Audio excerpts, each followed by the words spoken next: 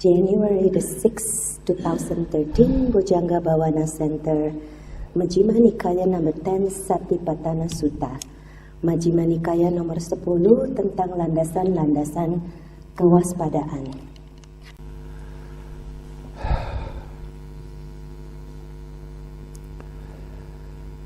Thus have I heard on one occasion the Blessed One was living in the Kuru country where there was a town of the Kurus named Kasasadama. Demikian yang saya dengar pada suatu ketika yang terberkahi sedang berdiam di negara Kuru, di kota orang-orang Kuru yang disebut Kamasadama. There he addressed the monks thus, "Monks, venerable sir," they replied. Di sana beliau berbicara kepada para biku demikian, "Para biku, Bante," jawab mereka. The Blessed One said this, Yang terberkahi berkata demikian, "Monks, this is the direct path for the purification of beings. Para biku, inilah jalan langsung untuk pemurnian para makhluk.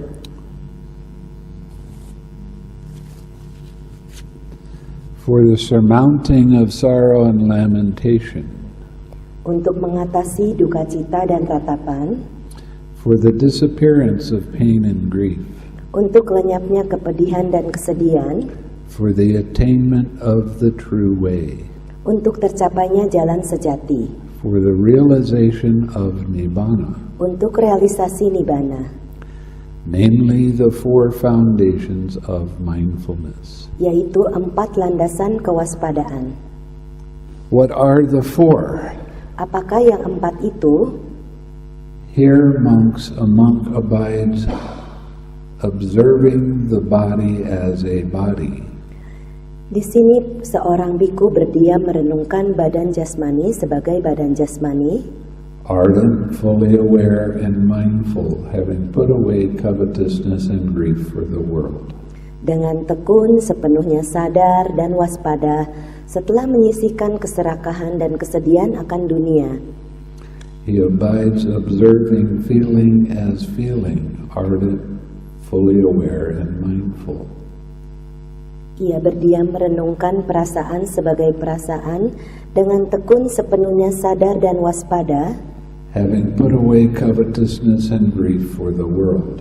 setelah menyisihkan keserakahan dan kesedihan akan dunia.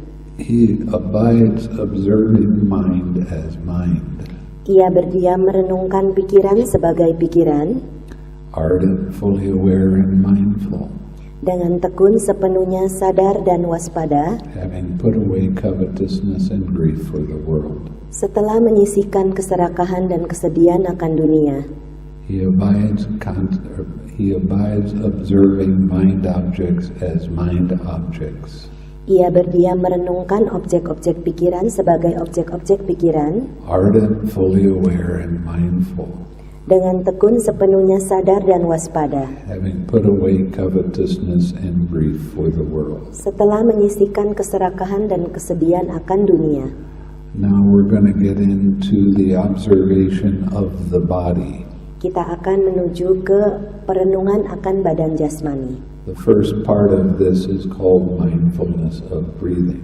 Bagian pertama dinamakan kewaspadaan akan pernafasan. And how, monks, does a monk abide observing the body as a body? Para biku, bagaimanakah seorang biku merenungkan badan jasmani sebagai badan jasmani? Here a monk gone to the forest or to the root of a tree or an empty hut sits down.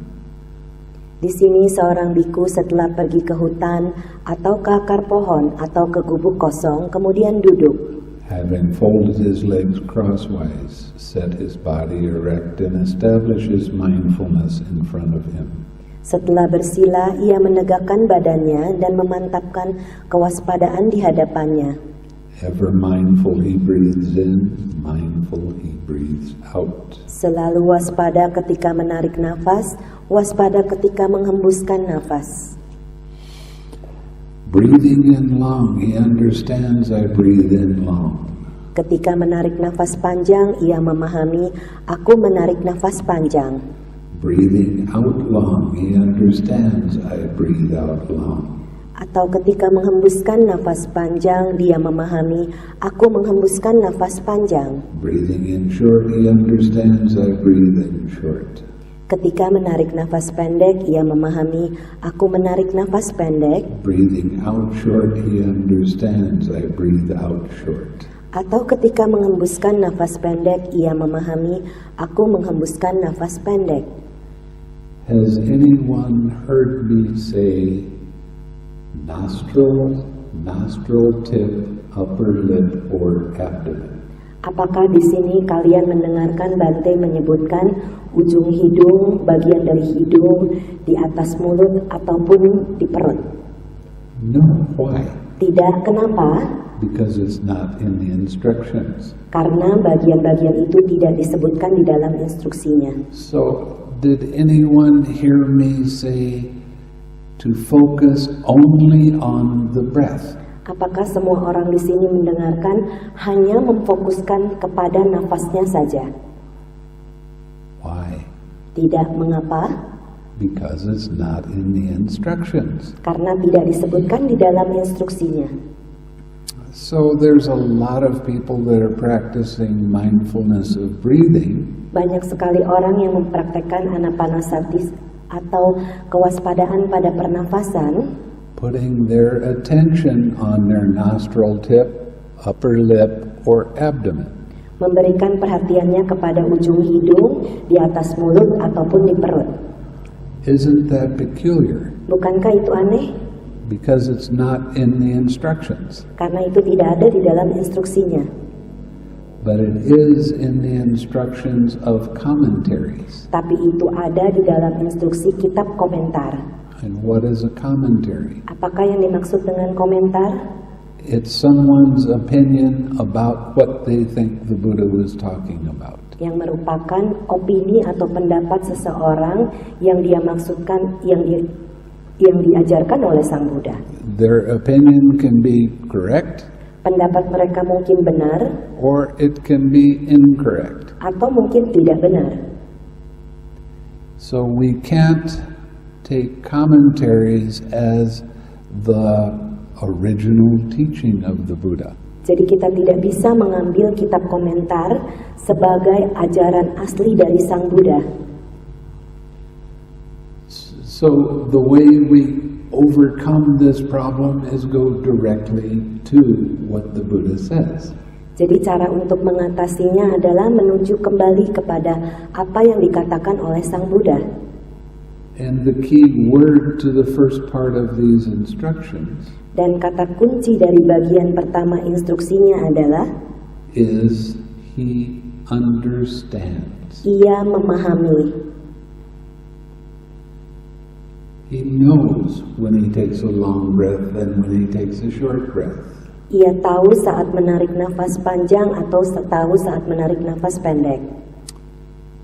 That's as much as he's supposed to focus on the breath. Hanya itulah yang seharusnya difokuskan ke dalam pernafasan. Just knowing what breath is doing. Hanya tahu apa yang dilakukan oleh nafas. Again, it doesn't say to focus on the breath and drop any kind of distraction and immediately come back to the breath. Jadi tidak hanya difokuskan hanya kepada nafas, dan kalau ada gangguan dilepaskan langsung kembali ke nafas. Which is what most teachers will tell their students to do when they're practicing breathing meditation. Yang biasanya diajarkan oleh para guru meditasi ketika mengajarkan murid-muridnya melatih anapanasati ini atau pernafasan. Now, the next part of the instructions are the actual instructions in the meditation.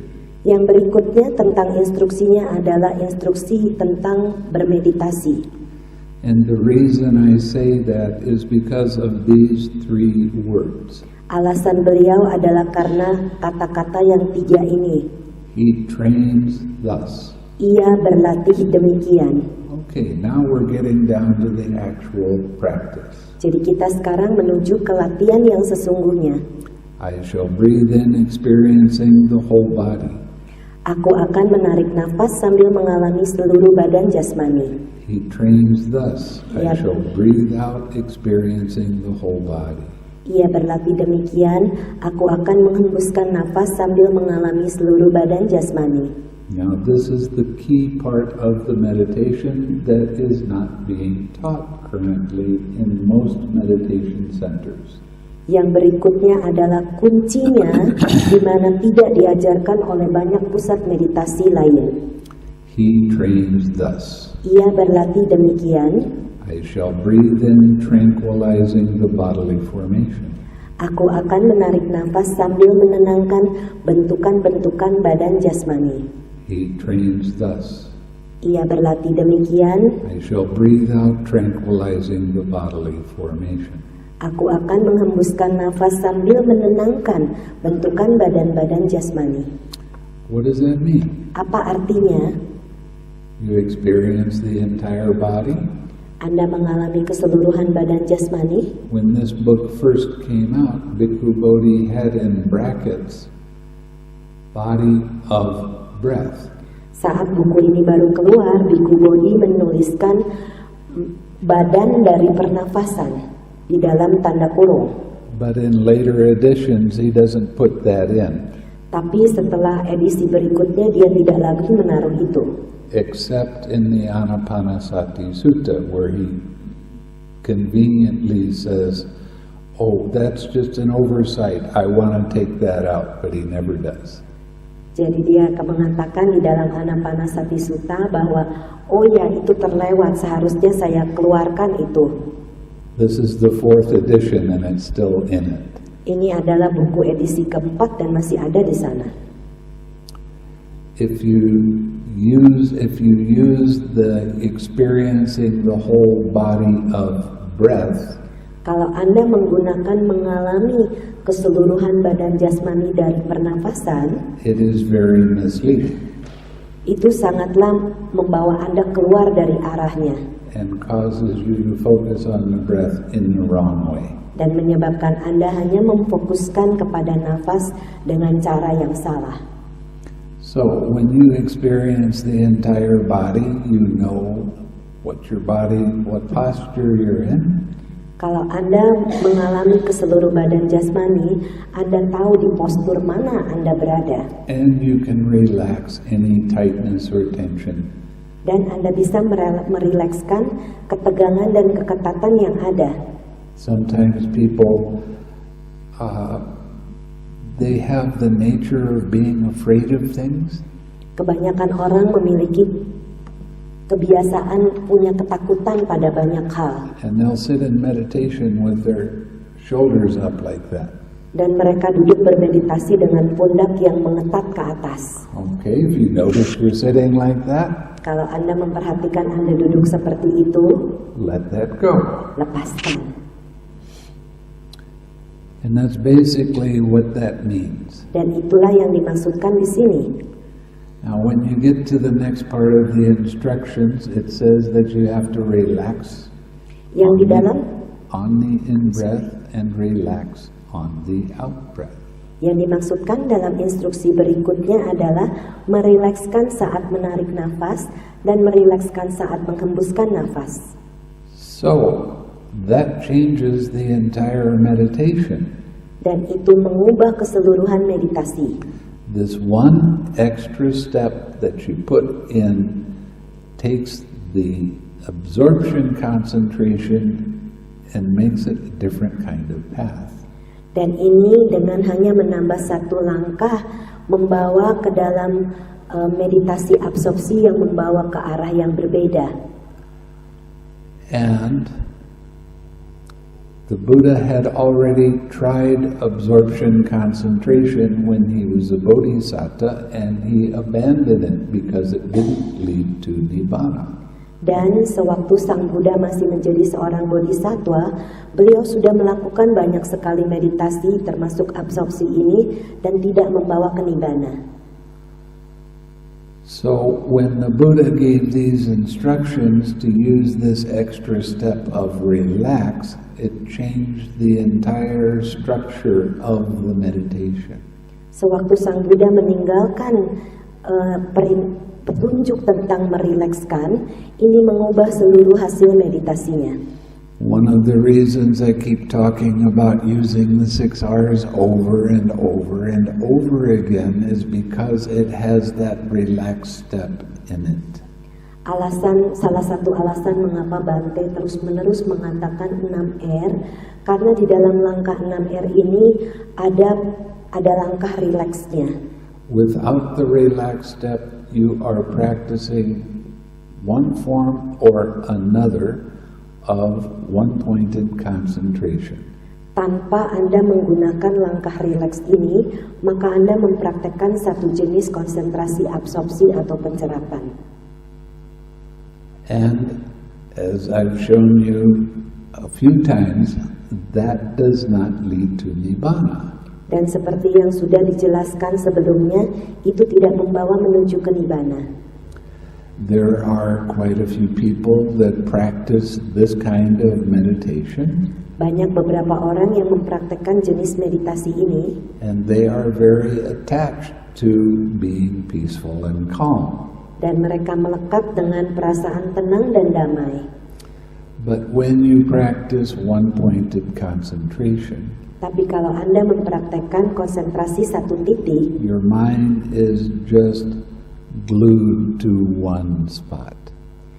pikiran Anda hanya dilem kepada satu tempat, satu titik ini. And you don't learn anything from that. Dan Anda tidak belajar dari sana. All you experience is being blissful for a period of time while you're in that deep concentration. Yang Anda hanya akan alami hanyalah merasakan perasaan nyaman dan bahagia untuk waktu yang beberapa saat. Even people that are practicing what they call moment-to-moment concentration, Walaupun orang-orang menyebutkannya sebagai konsentrasi dari masa ke masa, don't have the relaxed step in that. tidak ada langkah rileks itu di dalamnya. As a result, they are practicing one-pointed concentration. Sebagai akibatnya mereka mempraktekkan konsentrasi satu titik. And as a result, they do not experience Nibbana. Sebagai akibatnya mereka tidak mengalami Nibbana. Now there's another part of the Nikayas called the Samyutta Nikaya. Ada bagian lain yang dinamakan dengan Samyutta Nikaya. There's 84 suttas in the Samyutta Nikaya Ada 84 sutta di dalam Samyutta Nikaya that talk about the links of dependent origination. yang membicarakan tentang rangkaian Paticca Samuppada. And in 4 or 5 different suttas it says exactly that if you do not know and understand the links of dependent origination, you will not attain Nibbana.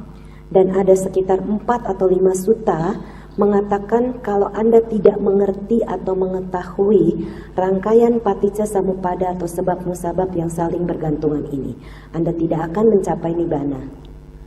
Now, people that practice straight vipassana, Orang-orang yang mempraktekkan hanya Vipassana saja, they are told to have a special place for the understanding of impermanence, suffering, and not self. mereka hanya diberitahu untuk mempraktekkan anicca yaitu ketidakkekalan, anatta dukkha yaitu ketidakpuasan, dan juga anatta tanpa diri.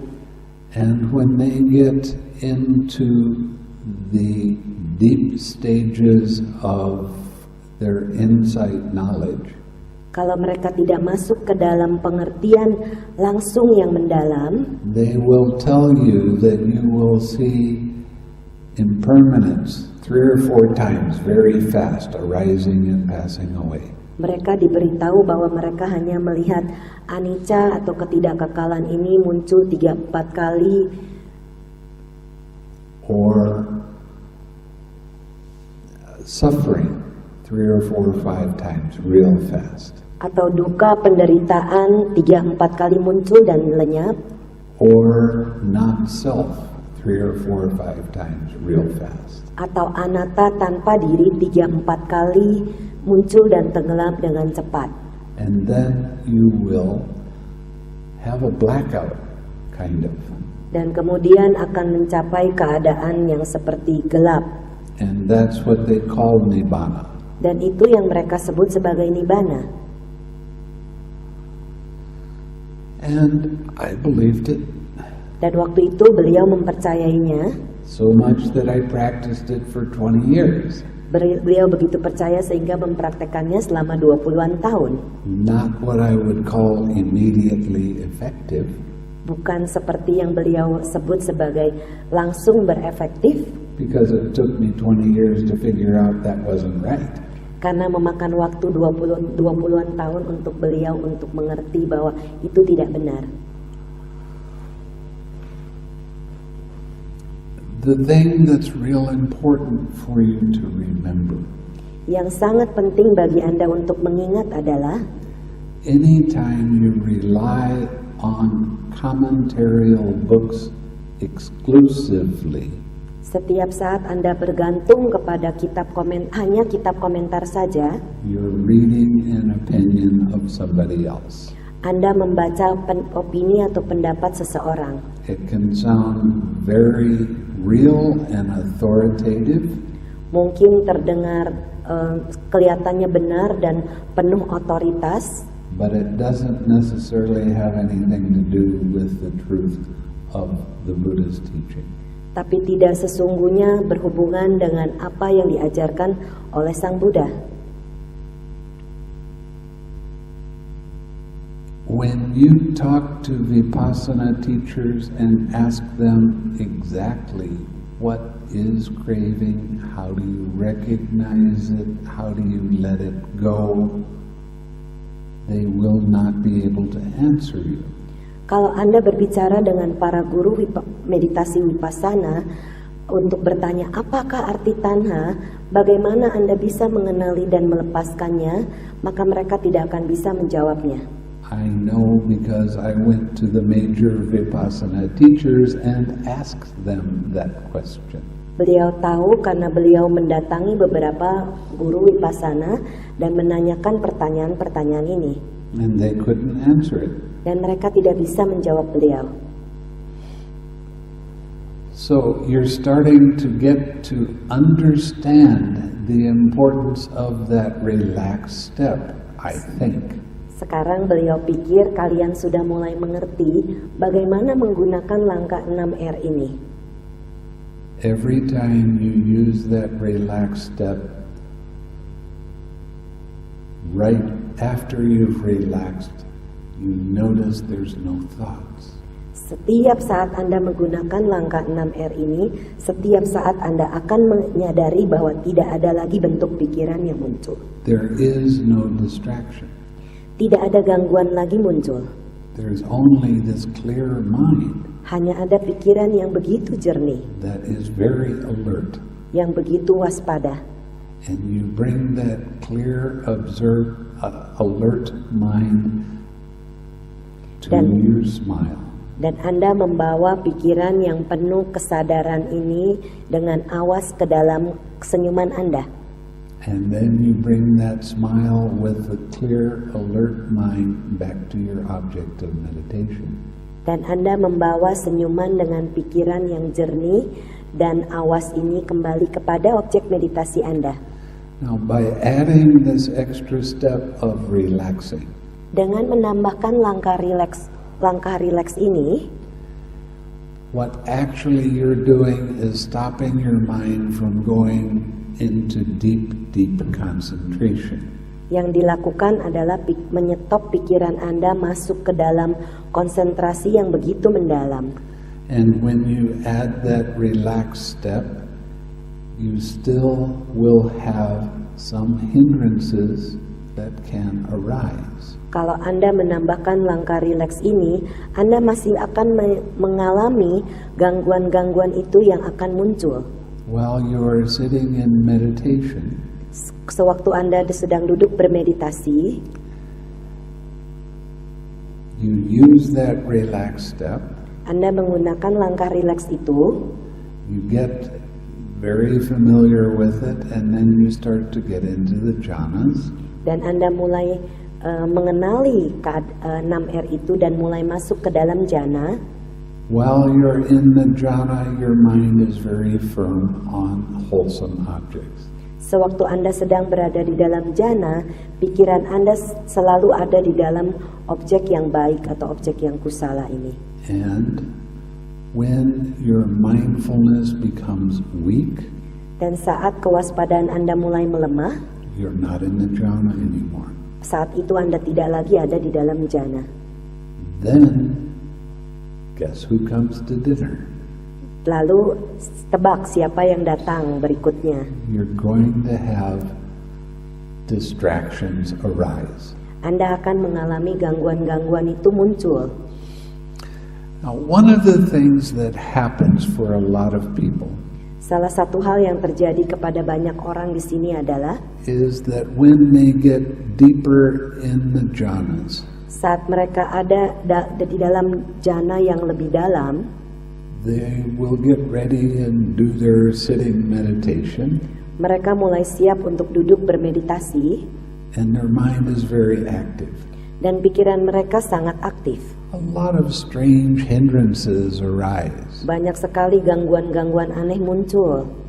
and it takes a long time to finally relax, let go, keep using your 6 R's before the mind settles down.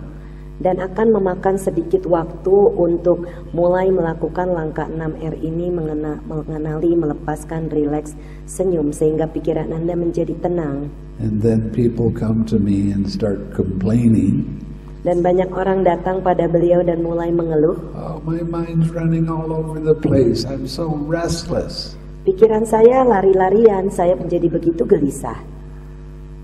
But my answer to that is, did Jawab. you 6R? Jawaban beliau adalah, apakah Anda melakukan 6R? Yes. Iya. Good meditation then, wasn't it? Kalau begitu kan itu meditasi yang baik, bukan?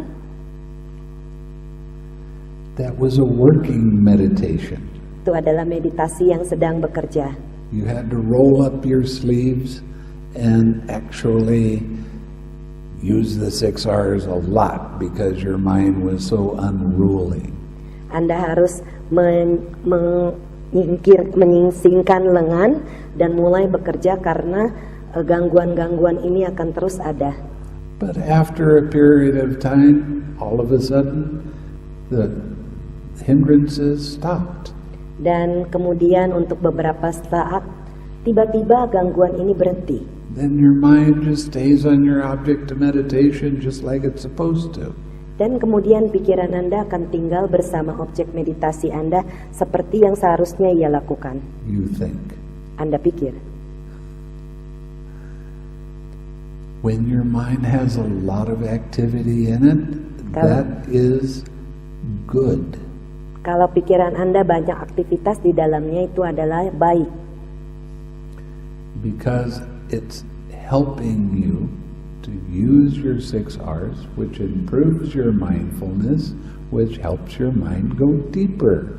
Karena itu membantu Anda menggunakan langkah 6R ini sehingga memperbaiki sati atau kewaspadaan Anda, sehingga pikiran Anda akan masuk ke dalam lebih dalam lagi. And this is something that happened to the Buddha on the night of his awakening. Dan inilah yang terjadi kepada Sang Buddha di malam saat beliau tercerahkan. His mind became very, very active with all kinds of hindrances arising. Pikiran beliau itu waktu itu begitu aktif dengan banyak sekali gangguan yang muncul. But he very patiently used right effort, which I call the 6 R's. Tapi beliau dengan sabar menggunakan usaha benar yang dinamakan oleh Bante sebagai langkah 6R ini. And all of those hindrances that were so troublesome were actually helping him to deepen his mindfulness.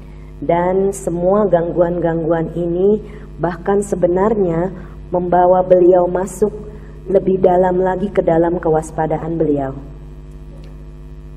And as you all know, he later attained Nibbana. Dan seperti yang Anda semua tahu, kemudian beliau mencapai kenibbana. So anytime we talk about this relaxed step, we are really saying this is how you purify your mind. Setiap saat kita membicarakan langkah 6R, ini adalah cara bagaimana Anda memurnikan pikiran. Okay, we're going to go to number 8. Again, monks, a monk is one who acts in full awareness when going forward and returning. Sekali lagi para biku, seorang biku adalah orang yang bertindak dengan kesadaran penuh ketika dia pergi dan kembali. Who acts in full awareness when looking ahead and looking away. Yang bertindak dengan kesadaran penuh ketika ia memandang ke depan dan menoleh. Who acts in full awareness when flexing and extending his limbs. Yang bertindak dengan kesadaran penuh ketika dia menekuk dan meregangkan kaki tangannya. Who acts in full awareness when wearing his robes and carrying his outer robe and bowl. Yang bertindak dengan kesadaran penuh ketika ia memakai jubahnya dan membawa jubah luar serta mangkuk patahnya. Who acts in full awareness when eating, drinking, consuming food and tasting. Yang bertindak dengan kesadaran penuh ketika ia makan, minum, menelan makanan dan mencicipi. Who acts in full awareness when defecating and urinating. Yang bertindak dengan kesadaran penuh ketika ia buang air besar dan buang air kecil. Who acts in full awareness when standing, sitting, walking, falling asleep, waking up, talking, and keeping silent. Yang bertindak dengan kesadaran penuh ketika ia berjalan, berdiri, duduk, tertidur, bangun, berbicara, dan tetap diam. Full awareness of what? Kesadaran penuh tentang apa? Come on. Jawab, ada yang mau jawab? That's right. Betul sekali, pikiran. Full awareness of what mind is doing when you're doing all of these activities. Yaitu penuh dengan kesadaran penuh apa yang dilakukan oleh pikiran saat Anda sedang melakukan aktivitas ini. Now, why do I tell you to smile? Mengapa Bante mengajak Anda untuk tersenyum? Because that helps with your full awareness of what mind is doing in the present moment. Karena itu membantu Anda untuk menyadari apapun yang dilakukan oleh pikiran dalam masa kini. My real question to you is this.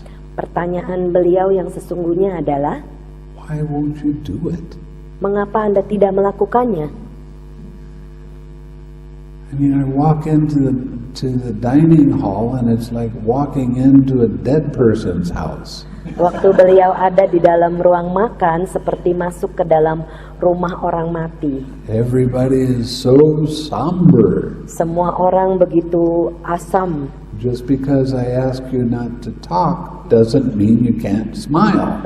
Hanya karena Bante bilang jangan berbicara bukan berarti tidak tersenyum. And what are you doing with your mind while you're waiting for me?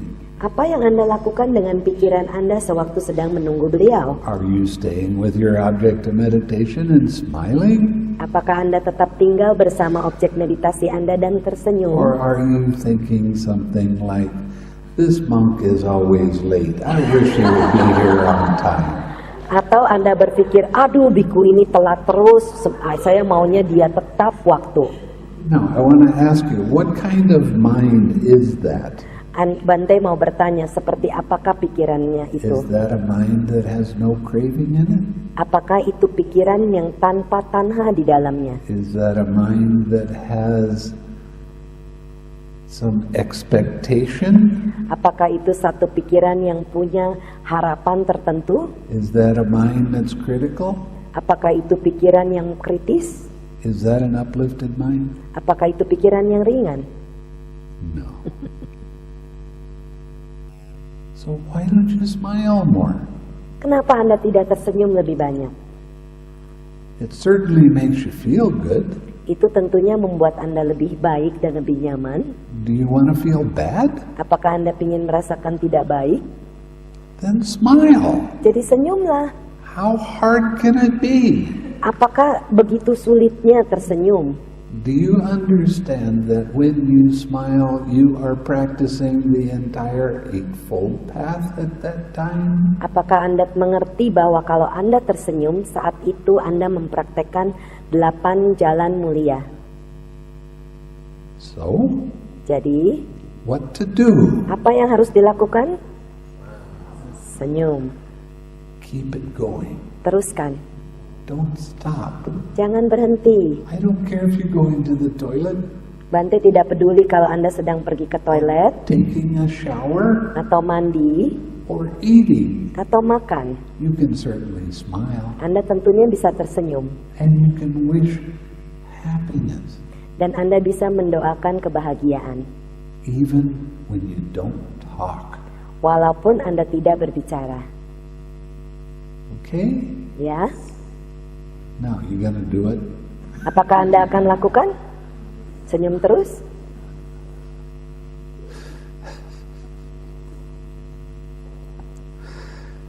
Okay. We're not gonna go into the body parts either.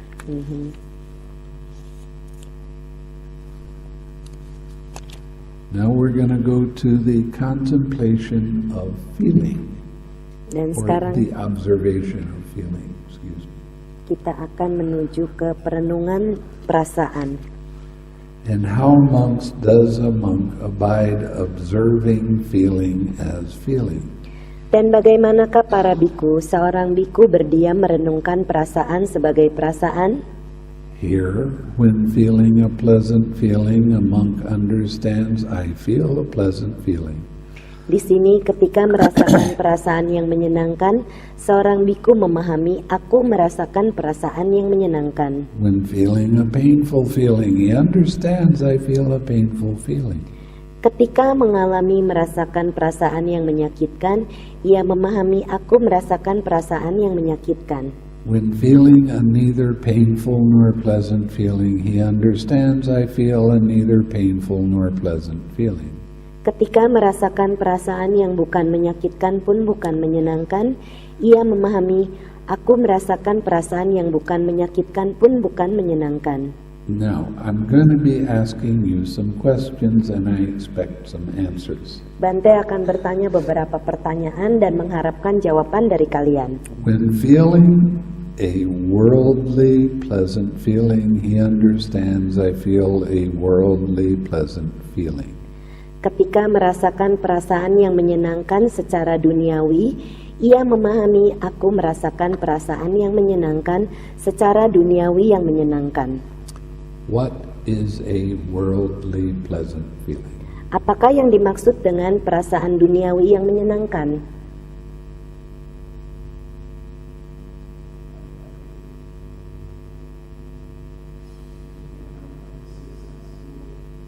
Any pleasant feeling at one of the sense doors. Semua perasaan yang menyenangkan di setiap indera.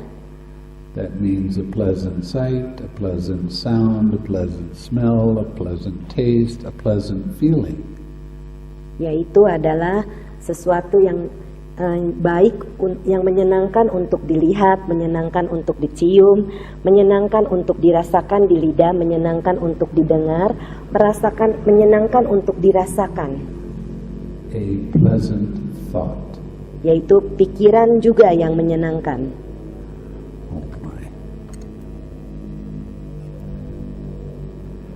When feeling an unworldly pleasant feeling, he understands, I feel an unworldly pleasant feeling.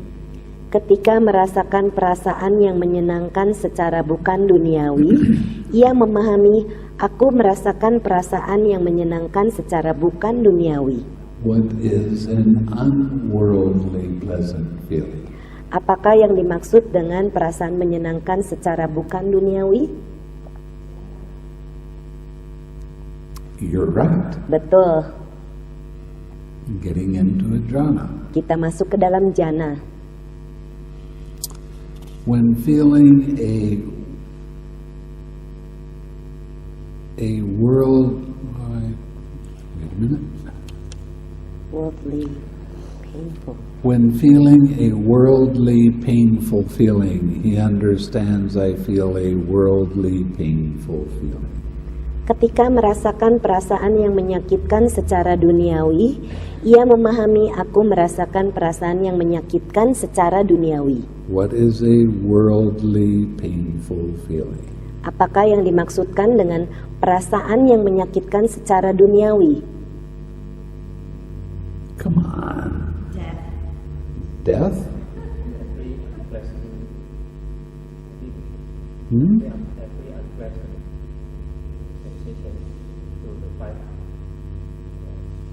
6. That's right. Betul. Perasaan yang menyakitkan yang terjadi di indera-indera. Did you ever stub your toe? Apakah Anda pernah menusuk kaki atau jempol-jempol kaki? What did you think about that? Apa yang Anda pikirkan tentang itu? That is a worldly painful feeling. Itu adalah perasaan yang menyakitkan secara duniawi. And that's at any of the sense doors. Yang ada di dalam salah satu indera. A bad smell, a bad taste, Perasaan yang a bad sound. apapun yang tidak menyenangkan untuk dilihat, yang tidak menyenangkan untuk dicium, tidak menyenangkan, suara yang tidak menyenangkan, rasa lidah yang tidak menyenangkan, An unwholesome thought. dan pikiran-pikiran yang tidak baik. What is an unwholesome thought? Apakah pikiran-pikiran yang tidak baik? I've only told you a few dozen times on this retreat. Dan Bante sudah berlusinan kali memberitahu Anda. Tell me what an unwholesome thought Apakah is. yang dimaksud dengan pikiran yang tidak baik? Any thought that has craving in it. Setiap pikiran yang ada tanha di dalamnya. Any thought that, excuse me, throat has a thing in it.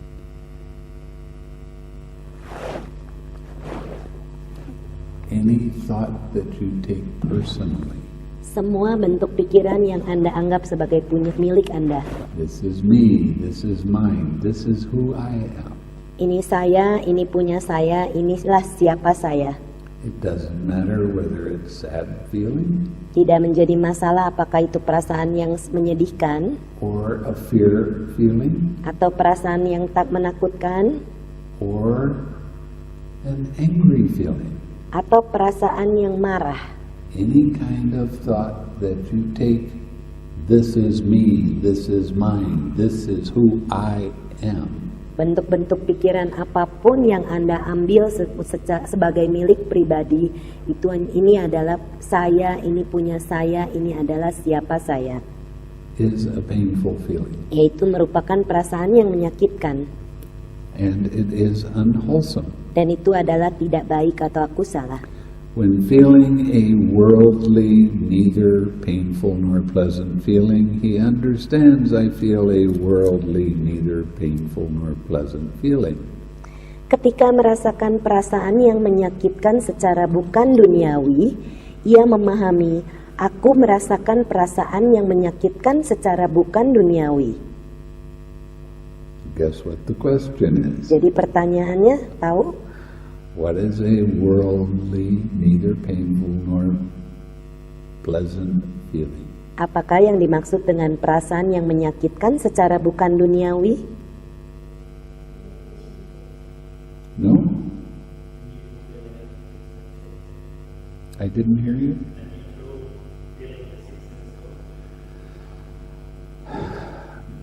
That's almost right. Hampir betul.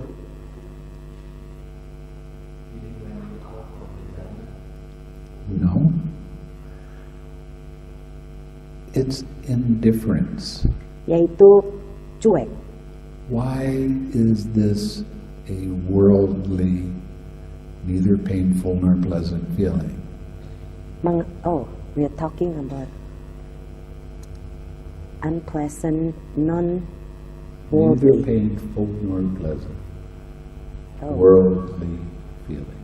Perasaan yang bukan menyakitkan pun bukan menyenangkan secara duniawi. Indifference has no mindfulness in it. Perasaan cuek tidak ada sati atau kewaspadaan di dalamnya. In other words, you just ignore things. Dengan kata lain, Anda hanya mencuekannya saja. Okay, now we're going to go to the unworldly. He understands I feel an unworldly, neither painful nor pleasant feeling. What's an unworldly, neither painful nor pleasant feeling? Ia memahami, aku merasakan perasaan yang bukan menyakitkan pun bukan menyenangkan secara duniawi. Secara bukan duniawi. Apakah yang dimaksud dengan bukan menyakitkan pun bukan menyenangkan secara bukan duniawi? Equanimity, you're right. Yaitu PK, benar. See, you're a lot smarter than you thought you were. Anda lebih cerdas daripada yang Anda pikirkan.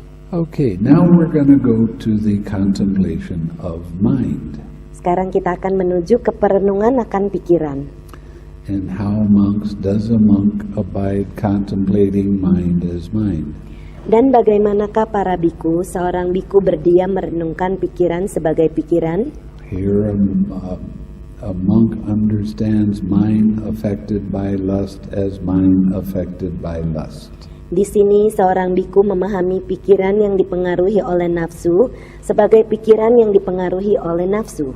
And mind unaffected by lust as mind unaffected by lust. Dan pikiran yang tidak dipengaruhi oleh nafsu sebagai pikiran yang tidak dipengaruhi oleh nafsu. He understands mind affected by hate as mind affected by hate. Ia memahami pikiran yang dipengaruhi oleh kebencian sebagai pikiran yang dipengaruhi oleh kebencian. And mind unaffected by hate as mind unaffected by hate. Dan pikiran yang tidak dipengaruhi oleh kebencian sebagai pikiran yang tidak dipengaruhi oleh kebencian. He understands mind affected by delusion as mind affected by delusion. Ia memahami pikiran yang dipengaruhi oleh kebodohan batin atau delusi sebagai pikiran yang dipengaruhi oleh kebodohan batin atau delusi. And mind unaffected by delusion as mind unaffected by delusion. Dan pikiran yang tidak dipengaruhi oleh kebodohan batin atau delusi sebagai pikiran yang tidak dipengaruhi oleh kebodohan batin dan atau delusi. We've already gone through this part, Kita sudah melalui so a lot of membahas people ini, should be able to answer this. sehingga banyak orang yang seharusnya bisa menjawab. What is delusion? Apa yang dimaksud dengan kebodohan batin atau delusi?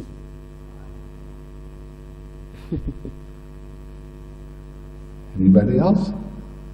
Ada lagi? It's awful quiet on this side. You notice that?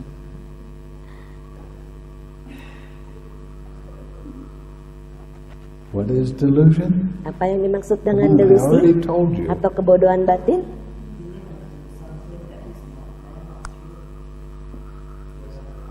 Say that again.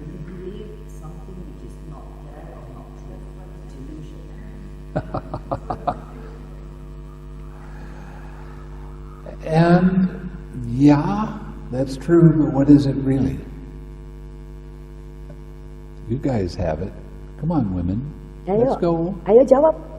What is delusion? Apa yang dimaksud dengan delusi? Hah? Mind which is affected by me. I am. That's right. Betul. Every time you hear about lust, Setiap saat Anda mendengarkan tentang loba atau nafsu, hatred, kebencian atau dosa, and delusion, dan delusi kebodohan batin atau moha, what are we talking about? apa yang dimaksudkan di sini?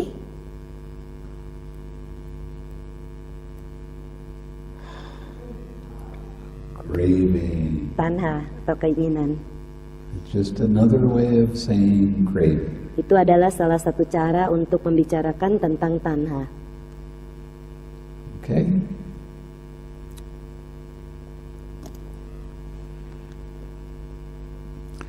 He understands contracted mind as contracted mind. What is a contracted mind?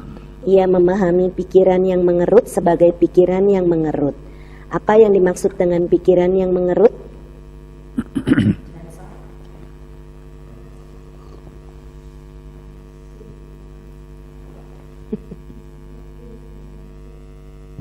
You answered last time, not this time. What is a contracted mind? Apa yang dimaksud dengan pikiran yang mengerut?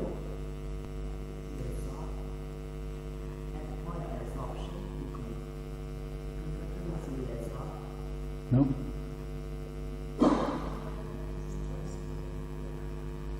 Not quite.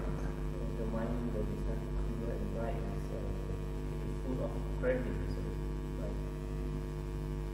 It's the mind that has sloth and torpor in it. Yaitu pikiran yang ada rasa malas dan ngantuk lemban ini. The sloth and torpor contracts your mind and then you feel dull. Karena rasa ngantuk, lamban dan mengantuk ini membuat Anda menjadi tumpul. Okay? And he understands distracted mind as distracted mind. What is a distracted mind?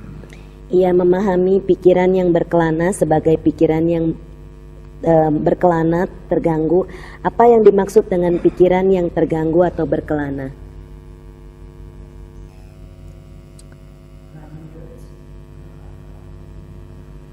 Restlessness. Yaitu kegelisahan. Your mind is very distracted. Pikiran Anda begitu terganggu. He understands exalted mind as exalted mind and unexalted mind as unexalted mind. What is an exalted mind? Ia memahami pikiran yang tinggi sebagai pikiran yang tinggi dan pikiran yang tidak tinggi sebagai pikiran yang tidak tinggi. Apa yang dimaksud dengan pikiran yang tinggi? Come on, ladies. Except those two in the back. Yang dua di belakang nggak boleh jawab. See, they can't answer because they've heard this sutta probably 10 times at least. Mereka nggak boleh jawab karena udah sering mendengarkan sutta ini.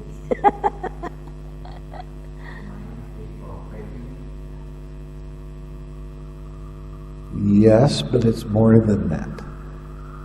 Pikiran yang terbebas dari tanha, betul, tapi ada lebih lagi. What is an exalted mind? Apakah pikiran yang tinggi? That's right. A mind that experiences the rupa jhanas. Yaitu pikiran yang sudah mengalami rupa jana. Rupa means material jhanas. Yaitu jana yang berbentuk. In other words, you still have your material body Dengan kata lain masih merasakan badan jasmani. until you get to the fourth jhana and then that disappears. Sampai Anda menuju ke jana keempat dan lalu badan jasmani itu menghilang.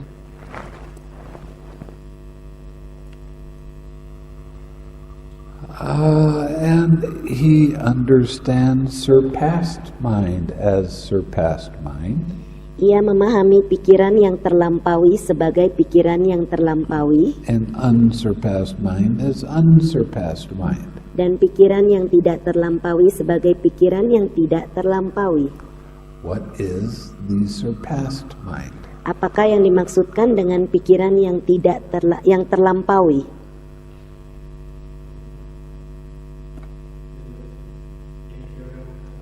Yes.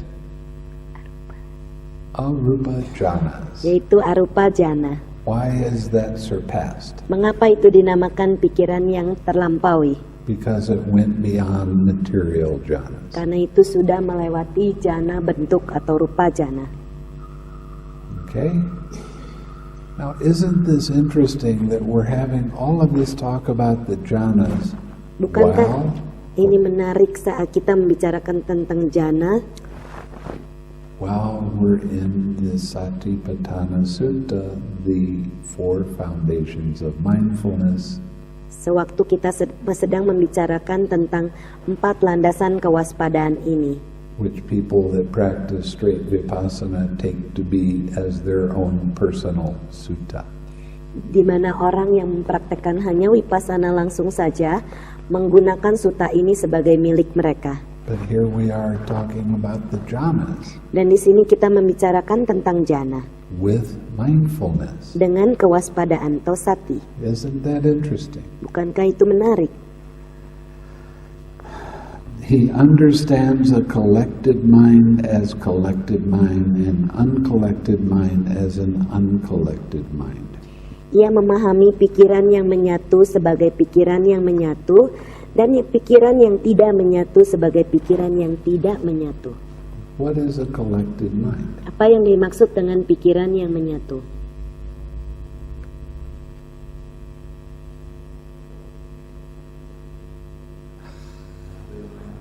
Let's say that again.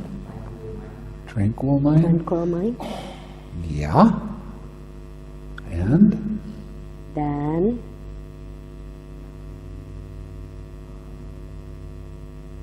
it's a mind that becomes very still, pikiran yang begitu diam, very tranquil, begitu tenang, and composed. dan juga begitu menyatu. In other words, it's a mind that gets into the deep jhanas but is still alert. Yaitu pikiran yang ada di dalam jhana yang dalam tapi tetap ada kesadaran. Not focused just on one thing. Bukan hanya fokus kepada satu hal. I use the word collected rather than concentrated. Beliau menggunakan kata-kata penyatuan bukannya konsentrasi. Rice Davies wrote the first English, a Pali to English dictionary. Rice Davies menulis buku bahasa Pali, kamus Pali ke dalam bahasa Inggris. And when he started talking about concentration, Saat dia mulai membicarakan tentang konsentrasi, he said that the word samadhi was never used before the time of the Buddha. dikatakan kata-kata samadhi tidak pernah digunakan sebelum zaman Sang Buddha. And he made this word up to show you a very particular kind of development of mind. Dan beliau menggunakan kata-kata ini untuk menjelaskan satu pengembangan batin atau pikiran ini. After the Buddha died, Setelah Sang Buddha wafat, there were a lot of Brahmins and Hindus that took on Buddhist robes, but they didn't know what the Buddhist teaching was. banyak sekali orang-orang Brahmana dari agama Hindu, mereka memakai jubah dan memakai jubah tapi tidak mengerti apa sesungguhnya yang diajarkan oleh Sang Buddha. And they changed the word samadhi to mean one-pointed absorption concentration. Dan mereka ini semua mengganti kata-kata samadhi sebagai konsentrasi satu titik. And they changed a lot of other things in the Buddhist text, which today still has mistakes in it. Dan mereka juga mengganti banyak sekali kata-kata di dalam sutta ini yang dimana sekarang ini masih ditemukan kesalahan. Even after a lot of Buddhist councils where monks got together and they tried to take the mistakes out. Walaupun setelah konsili-konsili pertemuan para biku itu, mereka mencoba menarik keluar kesalahan-kesalahan itu. So, even reading the suttas, you have to be somewhat careful. Walaupun membaca sutta kita harus berhati-hati. Because if you only see it one time or at the most 2 times in the suttas, Karena kalau Anda hanya melihat satu kali di dalam sutta atau mungkin 2 kali, the chances are very good that it's a mistake. kemungkinannya itu adalah kesalahan. Because the Buddha repeats himself in so many different ways over and over and over again. Karena Sang Buddha seringkali berulang-ulang mengatakan hal yang sama. For instance, the other night I was talking about gritting your teeth and pushing your tongue against the roof of your mouth and crushing mind with mind. Ya, contohnya yaitu ada satu sutta di mana mengatakan mereka itu meletakkan, menekan lidahnya ke ujung, ke atas langit-langit, kemudian berusaha dengan keras dan menekan pikiran dengan pikiran. That was a sutta that was added later by somebody that was practicing absorption, one-pointed concentration. Itu adalah sutta yang ditambahkan setelah Sang Buddha bahwa orang ini mempraktekkan meditasi konsentrasi absorpsi. Now, getting back to the word samadhi, I do not use the standard translation of samadhi meaning concentration. Kembali ke dalam kata-kata samadhi, beliau Bante tidak menggunakan kata-kata umum yang disebutkan sebagai konsentrasi. Because everybody gets so, they know what concentration means, and that means excessive focus on just one thing. Karena sebenarnya kata-kata konsentrasi ini sudah dikenal orang, yaitu terlalu memperhatikan dengan secara berlebihan. This is why I use the word collected. Inilah sebabnya mengapa beliau menggunakan kata-kata penyatuan. And a collected mind is a concentrated mind. Dan pikiran yang menyatu adalah pikiran yang terkonsentrasi. But I use collected so that you don't get it mixed up. Tapi beliau menggunakan kata-kata penyatuan sehingga Anda tidak bingung. He understands a liberated mind as liberated and an unliberated mind as unliberated. Ia memahami pikiran yang terbebas sebagai pikiran yang terbebas dan pikiran yang tidak terbebas sebagai pikiran yang tidak terbebas. What is a liberated mind? Apakah yang dimaksud dengan pikiran yang terbebas? Come on, ladies. What? Freedom?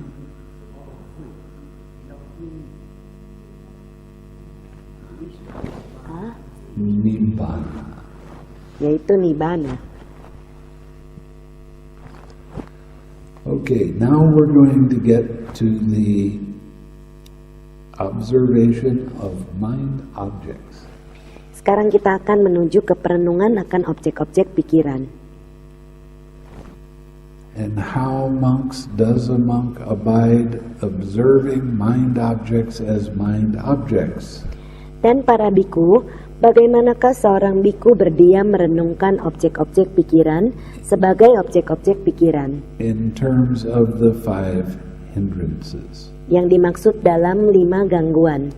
Now, isn't that interesting that you do a practice that suppresses the hindrances, like one-pointed concentration? Bukankah ini menarik bahwa di sini ada kita membicarakan tentang 5 gangguan di dalam konsentrasi satu titik. But you have the hindrances mentioned in the 4 foundations of mindfulness. Tetapi 5 gangguan ini disebutkan di dalam 4 landasan kewaspadaan ini. You see, people that even practice straight vipassana, Walaupun orang-orang mempraktekkan vipassana langsung, they get into a state called access concentration, mereka akan menuju ke dalam keadaan konsentrasi akses, which is a form of one-pointed concentration. yaitu sejenis konsentrasi absorpsi satu titik.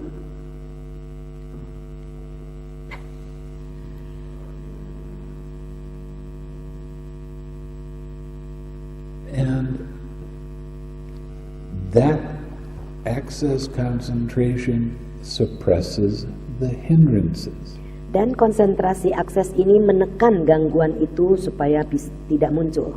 And as you all know, the hindrances are very necessary for you to develop your mindfulness more.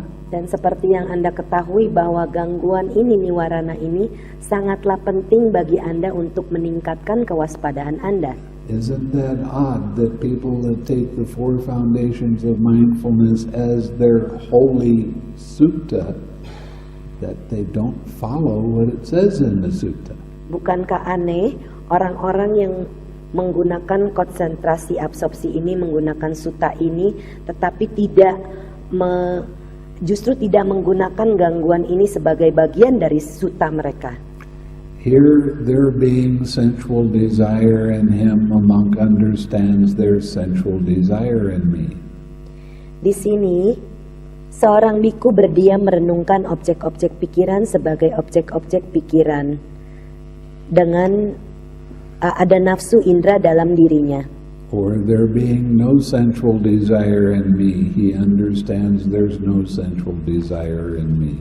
Atau ketika tidak ada nafsu indera di dalam dirinya, ia memahami tidak ada nafsu indera dalam diriku.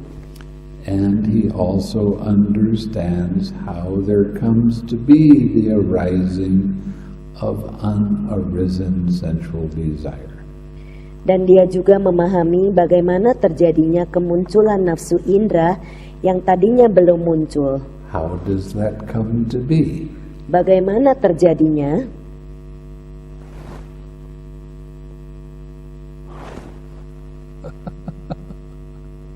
This is quieter than a cemetery.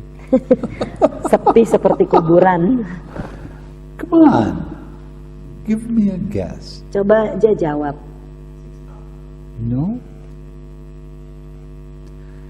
How does there come to be? Bagaimana itu muncul? I gotta get my glasses back on to see it. How there comes to be the arising of the unarisen sensual desire. Bagaimana terjadinya kemunculan nafsu indera yang tadinya belum muncul? How does it come to be? Bagaimana terjadinya sehingga itu muncul? No? Where there's no mindfulness, there is a hindrance, right? Saat tidak ada kewaspadaan, di sana ada gangguan, kan? And how there comes to be the abandoning of the arisen sensual desire. Dan bagaimana terjadinya kemunculan, kelenyapan nafsu indera yang telah muncul. So you practice the 6 R's when an hindrance arises, Jadi right? kalau ada gangguan muncul, kan Anda melakukan 6R. And how there comes to be the future non-arising of abandoned sensual desire. Dan bagaimana terjadinya tidak munculnya nafsu indera yang telah ditinggalkan itu. Huh? That's right. You stay on the object of meditation. Tinggal bersama objek meditasinya. Then the hindrance will not arise. Maka gangguan tidak akan muncul. See how simple this is? Bukankah ini sederhana? And how difficult it is for people that are practicing one-pointed concentration. Dan betapa sulitnya untuk orang-orang yang mempraktekkan konsentrasi absorpsi satu titik. Because the fundamental part of one-pointed concentration is pushing down the hindrances, so you can't even recognize them when they come up. Karena landasan dari orang-orang yang mempraktekkan konsentrasi satu titik ini, mereka menekan gangguan ini untuk muncul, sehingga tidak bisa mengenali saat gangguan-gangguan ini ada. So when you have things happen in your daily life, you act like you've always acted when that happens. Kalau ini terjadi dalam kehidupan Anda sehari-hari, Anda berperilaku sama seperti kalau pernah terjadi sebelumnya. Well, they're meditators. They're supposed to be calm and peaceful all the time, right? Mereka adalah kan para orang yang bermeditasi yang seharusnya tenang dan damai, kan? I've seen big monks, very famous monks, get angry at somebody. Beliau sudah juga melihat para biku yang terkenal itu marah terhadap seseorang. And then sometime later, they went into their hut, they started practicing metta. Dan kemudian dia balik ke kutinya dan mulai mempraktekkan metta. And I had to go into their hut to do something, and there were very powerful metta coming off. Dan beliau pergi ke kuti biku tersebut untuk melakukan sesuatu dan merasakan satu perasaan metta yang kuat. And later in the day, I saw this great big monk scolding that same monk with as much anger as he had the first time. Dan kemudian setelah itu beberapa lama berikutnya, beliau orang biku yang terkenal ini memarahi biku yang tadi dengan kemarahan yang sama. What's wrong with that picture? Apa yang salah dengan biku itu? I mean, here's a monk that's been practicing straight vipassana meditation and absorption concentration for over 60 years, and he's still as angry as ever. Dan ini adalah yang dimaksud biku yang sudah mempraktekkan meditasi absorpsi atau konsentrasi satu titik vipassana itu selama lebih dari 60 tahun. And Masih he tetap tries to marah. stress everybody be mindful as much as you possibly can during the day. Dan dia selalu bilang semua orang harus waspada sepanjang hari. But he isn't. Tapi dia tidak. I mean, he wouldn't show that kind of anger if he was. Kalau dia mempraktekannya, dia tidak akan menunjukkan kemarahan. So we have to get down to definitions now. Jadi sekarang kita akan menuju ke definisi. What is the definition of mindfulness? Apakah definisi dari sati atau kewaspadaan? I asked this monk Beliau bertanya kepada biku yang terkenal ini. because he was my teacher at the time. Karena waktu itu biku itu adalah guru Bante. I asked him to give me a clear definition of what mindfulness really is because I didn't understand it. Bante meminta jawaban dari biku ini apa arti sati atau kewaspadaan karena waktu itu Bante belum mengerti. And since I've asked other meditation monks the same question, and I basically get the same answer. Dan kemudian Bante menanyakan biku-biku yang mempraktekkan meditasi dan mendapatkan jawaban yang sama. Mindfulness means to be mindful.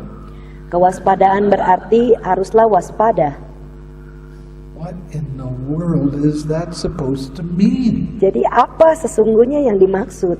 This is a word that everybody uses, but nobody knows the definition. Banyak orang yang menggunakan kata-kata ini tapi tidak ada yang tahu definisinya. So I'm going to give you a definition that seems to work 100% of the time.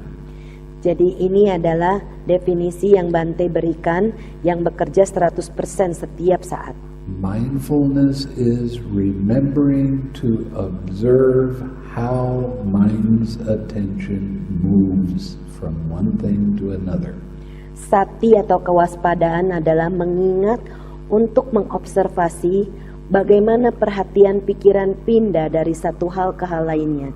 Now this particular definition Definisi ini adalah is pointing us to observing how dependent origination works. adalah nantinya akan memperhatikan bagaimana rangkaian paticca samuppada atau sebab musabab yang saling bergantungan ini bekerja. And you'll find out a lot more about that tomorrow. Dan Anda akan mendengarnya lebih banyak lagi besok. Okay? So, mindfulness is a key idea coming from the Buddha in how to observe mind's attention wandering around like it does. Sati atau kewaspadaan adalah kata yang diajarkan oleh Sang Buddha bagaimana mengingat untuk mengobservasi perhatian pikiran ini berpindah. And as you smile more, Dan kalau Anda banyak tersenyum, your mindfulness gets better, maka sati atau kewaspadaan Anda menjadi membaik. and then you start seeing exactly how mind's attention does move. Dan Anda akan melihat bagaimana dengan tepatnya perhatian pikiran itu pindah dari satu hal ke hal lain. And that's how you purify your mind, Dan begitulah cara Anda memurnikan pikiran, by observing this and using your 6 R's. dengan mengobservasi ini dan menggunakan 6R. Okay? So,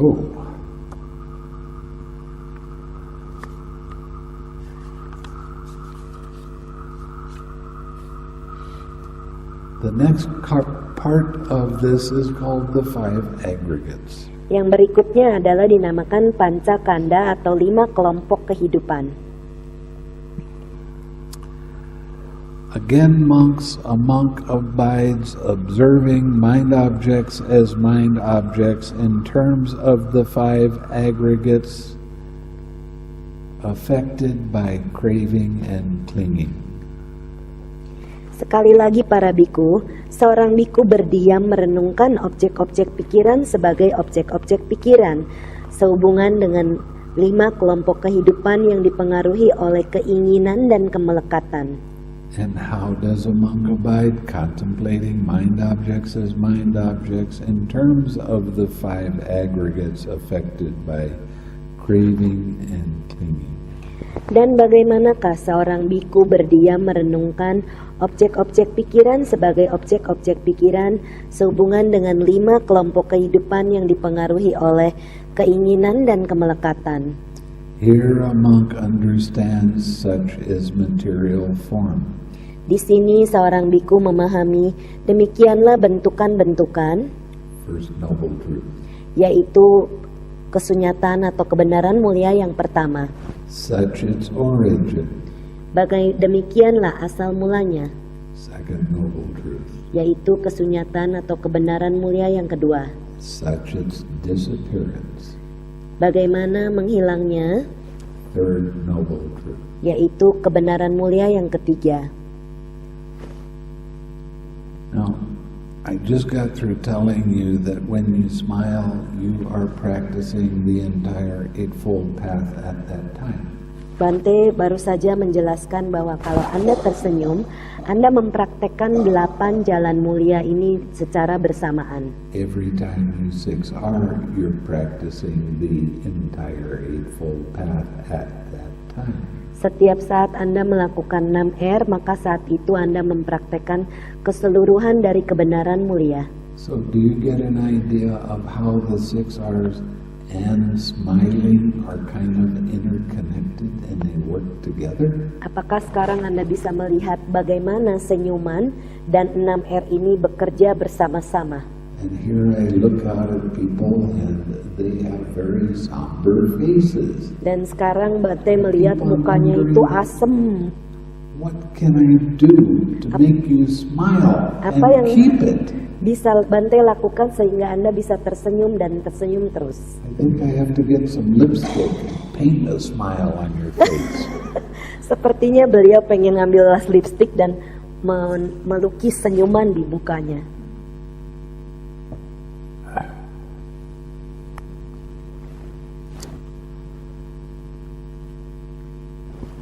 Such is feeling, such its origin, such its disappearance. Demikianlah perasaan, demikian asal mulanya, demikianlah kelenyapannya.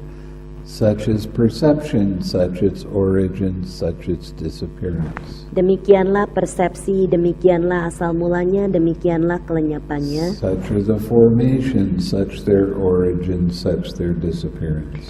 Demikianlah bentukan-bentukan, demikianlah asal mulanya, demikianlah kelenyapannya. Such is consciousness, such its origin, such its disappearance. Demikianlah kesadaran, demikianlah asal mulanya, demikianlah kelenyapannya. We go down to 40. Okay. Again, monks, a monk abides contemplating mind objects as mind objects in terms of the 6 internal and external bases. Sekali lagi para biku, seorang biku berdiam merenungkan objek-objek pikiran sebagai objek-objek pikiran sehubungan dengan 6 landasan internal dan eksternal. And how does a monk abide contemplating mind objects as mind objects in terms of the 6 internal and external bases? Dan bagaimanakah seorang biku berdiam merenungkan objek-objek pikiran sebagai objek-objek pikiran sehubungan dengan 6 landasan internal dan eksternal? Here a monk understands the eye. Di sini seorang biku memahami mata, He understands forms. ia memahami bentukan-bentukan, And he understands the fetter that arises dependent on both. ia memahami belenggu yang muncul bergantung pada keduanya. What is the fetter that arises dependent on both? Apakah yang dimaksud dengan belenggu yang tergantung pada keduanya?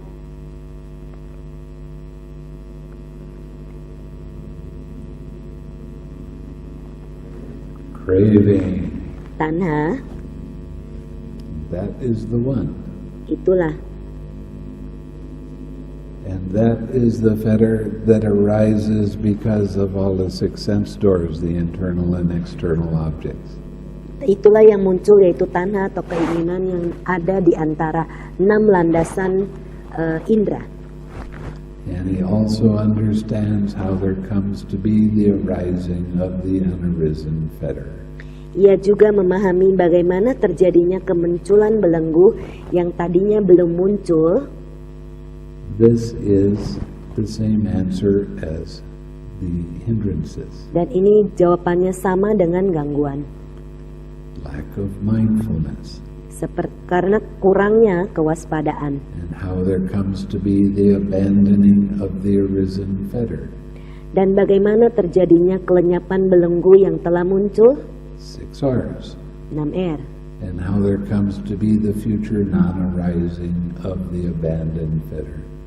Dan bagaimana terjadinya tidak munculnya belenggu yang telah ditinggalkan itu di masa mendatang, Staying with your object of meditation. yaitu tinggal bersama objek meditasi Anda. He understands the ear, he understands sounds.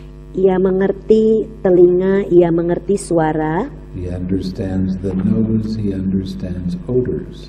ia mengerti hidung dan mengerti bau-bauan, He understands the tongue, he understands flavors. ia mengerti lidah, mengerti pula cita rasa, He understands the body, he understands tangibles. ia mengerti badan dan juga yang bisa disentuh. He understands mind, he understands mind objects. Ia mengerti pikiran dan bentuk-bentuk pikiran. And he understands the fetter that arises dependent on both. Ia mengerti bahwa belenggu itu tergantung pada keduanya. And he also understands how there comes to be the arising of the unarisen fetter. Dan ia juga mengerti bagaimana kemunculan belenggu yang tadinya belum muncul. And how there comes to be the abandoning of the arisen fetter. Dan bagaimana kelenyapan belenggu yang telah muncul itu. And how there comes to be the future non-arising of the abandoned fetter. Dan bagaimana terjadinya tidak munculnya belenggu yang telah ditinggalkan itu di masa mendatang. Now we're going to get to the 7 awakening factors. Dan sekarang kita akan membahas 7 faktor pencerahan. Again, a monk abides observing mind objects as mind objects in terms of the 7 awakening factors. Sekali lagi para biku, seorang biku berdiam merenungkan objek-objek pikiran sebagai objek-objek pikiran sehubungan dengan 7 faktor pencerahan. Here, there being the mindfulness awakening factor in him, a monk understands there is the mindfulness awakening factor in me. Di sini dengan adanya faktor pencerahan, kewaspadaan di dalam dirinya, seorang biku memahami ada faktor pencerahan kewaspadaan di dalamnya. Or there being no mindfulness awakening factor in him, he understands there's no mindfulness awakening factor in me. Atau dengan tidak adanya faktor pencerahan kewaspadaan di dalam dirinya, ia memahami tidak ada faktor pencerahan kewaspadaan di dalam diriku. He also understands how there comes to be the arising of the unarisen mindfulness awakening factor. Ia juga memahami bagaimana terjadinya kemunculan faktor pencerahan kewaspadaan yang tadinya belum muncul, And how the arisen mindfulness awakening factor comes to fulfillment by development. dan bagaimana faktor pencerahan kewaspadaan yang telah muncul pun sampai pada puncaknya lewat pengembangan. Okay, the awakening factors are very good tools to use. Faktor pencerahan merupakan alat yang penting untuk digunakan. Everything revolves around mindfulness. Segalanya ini berhubungan dengan sati atau kewaspadaan.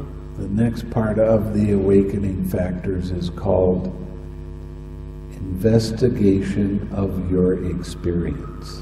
Yang faktor berikutnya merupakan investigasi dari pengalaman Anda, yaitu Dhamma Wicayu. The next is called energy awakening factor.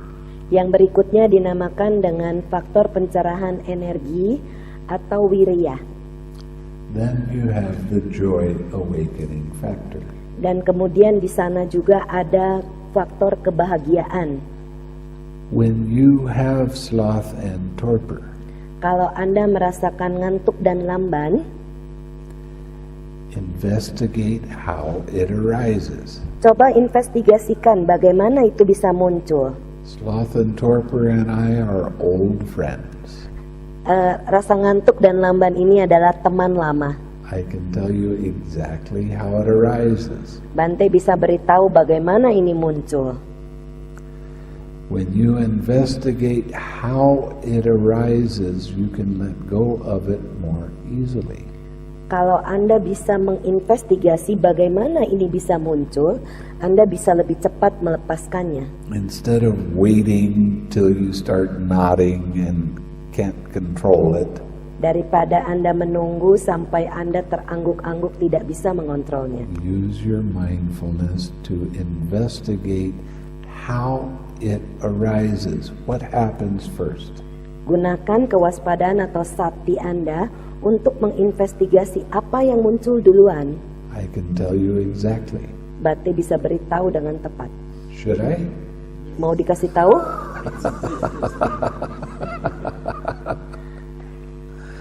Okay, the first thing that happens is there is a slight contraction of mind, pulling in. Yang pertama terjadi adalah adanya pengetatan di dalam pikiran yang halus.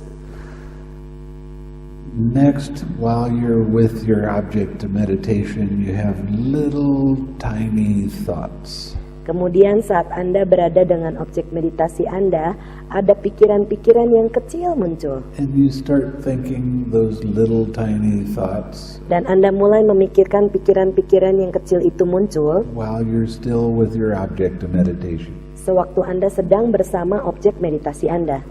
And then your mind starts to get kind of dreamy. Kemudian pikiran Anda mulai seperti mimpi. And what happens next? Dan kemudian apa yang terjadi? Your back starts slumping. Punggungnya mulai menekuk. What happens after that? Apalagi yang terjadi sudah itu? They call it, in Burma, they call it the lizard head. They have a lizard that his head does this.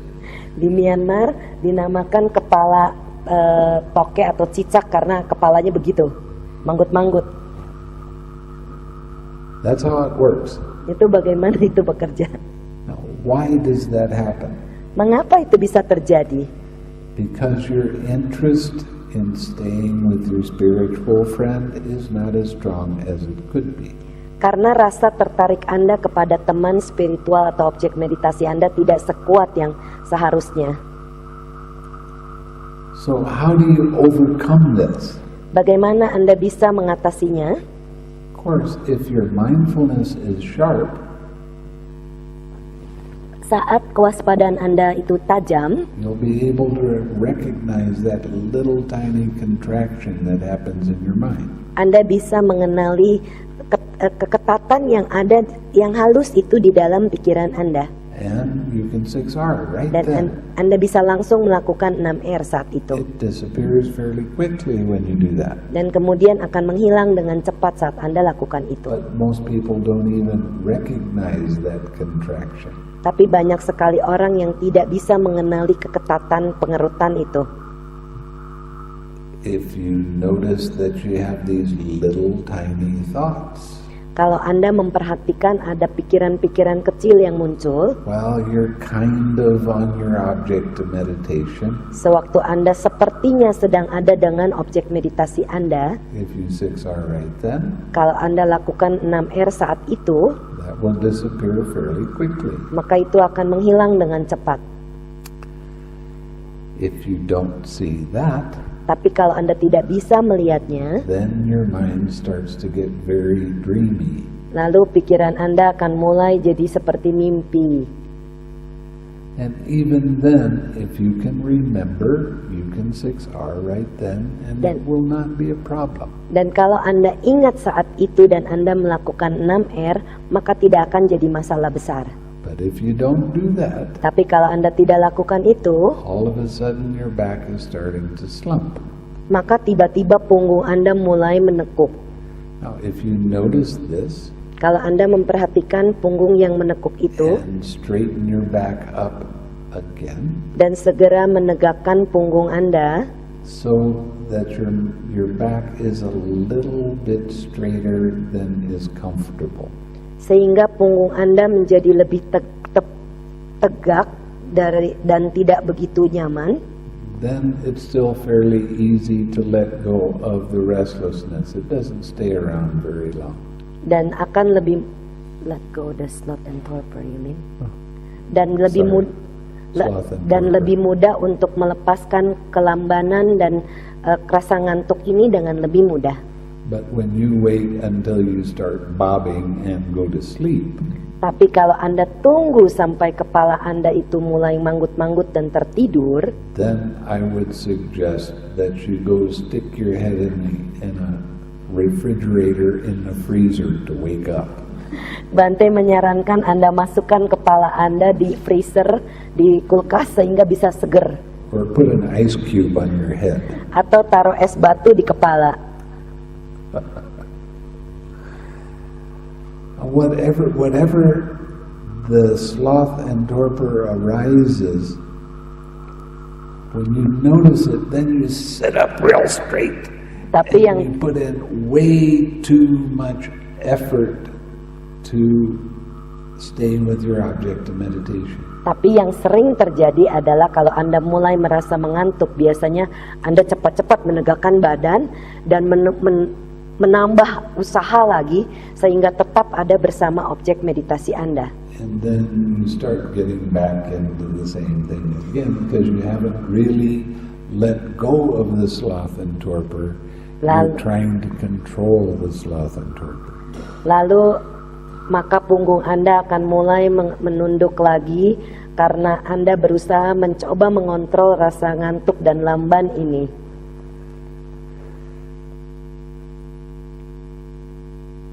If you sit nicely straight when you have sloth and torpor, Kalau Anda duduk dengan cukup tegak tapi nyaman saat mengalami rasa ngantuk dan lamban ini, you might have the sloth and torpor for 5 or 10 minutes at the most. Anda mungkin hanya mengalami rasa ngantuk dan lamban ini sekitar 5 menit paling banyak. Because you have to pick up your energy.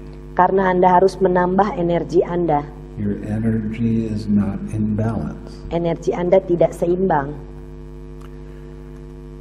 When you keep coming back and you keep straightening up and go back to your object of meditation after you 6R, Kalau Anda terus-menerus menegakkan punggung Anda setelah melakukan 6R, take an interest in how that happened. tambahlah rasa ketertarikan Anda untuk melihat bagaimana itu bisa terjadi. What happened first? Apa yang terjadi duluan? What happened after that? Apa yang terjadi sesudah itu? What happened after that? Apa yang terjadi setelah itu? when you start taking an interest in how sloth and torpor arises, you're picking up your energy. Kalau Anda mulai punya rasa tertarik untuk mengerti bagaimana rasa ngantuk dan lamban ini mulai terjadi, maka Anda menambah energi Anda. And when you finally let go of the sloth and torpor, Saat Anda akhirnya mulai melepaskan rasa ngantuk dan lamban itu, the joy awakening factor comes up. maka faktor pencerahan yang bahagia itu akan muncul. So, it's easy to let go of. Jadi lebih mudah untuk dilepas. You have to take an interest in how this process works. Anda harus punya rasa tertarik bagaimana proses ini bekerja. You have to have more interest in staying with your spiritual friend. Anda harus punya rasa tertarik tinggal bersama teman spiritual Anda. That's one of the reasons I tell people when you're saying, may you be happy, may you be happy, may you be happy, your mind gets bored. Itulah sebabnya kalau Anda mengatakan, semoga saya bahagia, semoga saya bahagia, semoga saya bahagia, pikiran Anda akan menjadi bosan. And then, sloth and torpor. Dan maka terjadilah rasa ngantuk dan lamban itu. You Malas. see, I'm kind of a sneaky monk. Jadi Bante memberitahu beliau adalah satu biku yang cukup curang. Because when I ask you to bring up the feeling that you want to share with your spiritual friend, it takes a little bit of energy. Karena saat Bante memberitahu Anda untuk mengingat saat masa bahagia untuk dipancarkan kepada teman spiritual Anda, di situ ada satu energi yang ditambah. And it makes your mind a little bit more active because you got to take that feeling and you got to put it in your heart and then bring your spiritual friend and put them in your heart and radiate loving kindness, and you have to do it very sincerely. You really do honestly wish your friend the best. Dan itulah sebabnya mengapa Bante mengatakan bahwa kebahagiaan itu di dalam diri Anda, lalu membawa teman spiritual Anda dan letakkan dia ke dalam hati Anda, dan membawa dia mengucapkan, mendoakan semoga dia berbahagia, dan dengan tulus mendoakannya. When you sincerely wish your spiritual friend the best, Kalau Anda you are picking up your energy. Kalau Anda tulus mendoakan teman spiritual Anda yang terbaik untuk dia, maka Anda menambah energi Anda. In other words, you start getting more in balance with your energy. Dengan kata lain, Anda mulai menjadi seimbang dengan energi Anda. So I've given you 4 or 5 different ways to overcome sloth and torpor. Dengan cara demikian, beliau telah memberikan Anda 4 atau 5 cara untuk mengatasi rasa ngantuk dan lamban ini. And it's a good idea for you to get real familiar with how it works. Dan itu adalah ide yang bagus bagaimana Anda mulai mengerti bagaimana ini bekerja. Because it's going to stay around until you're an arahat. Karena itu akan terus ada di sana sampai Anda menjadi seorang arahat. So you need to be friends with it. Jadi Anda harus bersahabat dengan dia. You need to understand it completely. Anda harus mengerti dengan sangat sempurna. And you do that by investigating your experience of the sloth and torpor. Dan Anda bisa melakukannya dengan mengeksperimen bagaimana rasa ngantuk dan lamban tidak semangat ini bisa muncul. Now we have another hindrance that is pretty major. Ada satu gangguan yang cukup utama, And that's called restlessness, yaitu adalah rasa gelisah, the distracted mind, pikiran yang terganggu, the mind that has too much energy in it, pikiran yang penuh terlalu banyak energi di dalamnya, the mind that keeps on bringing up all kinds of nonsense stuff. pikiran yang membawa hal-hal yang tidak masuk akal itu ke dalam pikirannya. So the last 3 parts of the awakening factors are Jadi 3 bagian dari faktor pencerahan yang berikutnya adalah tranquility, yaitu ketenangan, collectedness, penyatuan pikiran atau samadhi, and equanimity. dan UPK atau ketenang-seimbangan. So you have heard me say sometimes to some people, bring up a feeling of stillness. Jadi Anda mungkin mendengar Bante memberitahu kepada beberapa orang di sini bahwa doa atau pengharapan diam. And put that with your object of meditation. Make that your wish. Dan tinggal bersama objek meditasi Anda dengan doa itu. See, the whole point of making the wish is that you get to feel it. Yang dimaksud dengan doa adalah Anda bisa merasakan doa itu. And when you feel peaceful and calm, Saat Anda merasakan tenang dan damai, and send that to your spiritual friend, dan memancarkan itu kepada teman spiritual Anda, guess what happens to your mind? apa yang terjadi dengan pikiran Anda? All of a sudden it starts to become peaceful and calm. Maka tiba-tiba pikiran menjadi tenang dan damai So you juga. don't have so much restlessness distracting you. Maka saat itu tidak ada kegelisahan yang mengganggu Anda.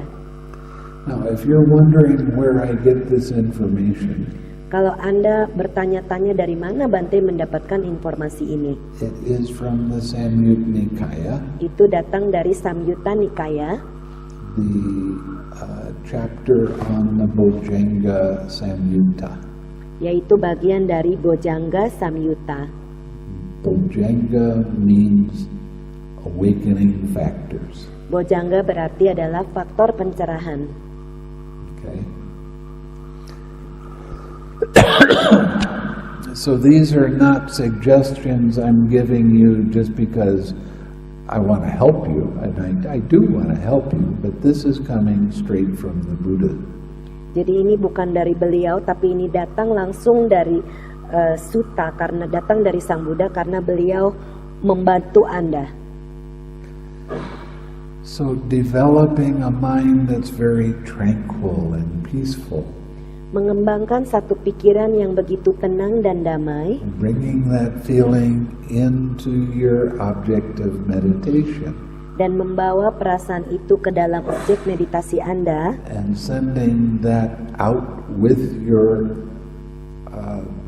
object of meditation, dan memancarkannya bersama dengan objek meditasi Anda, it also affects you. juga mempengaruhi Anda. So you can let go of the restlessness. Sehingga Anda bisa melepaskan kegelisahan itu.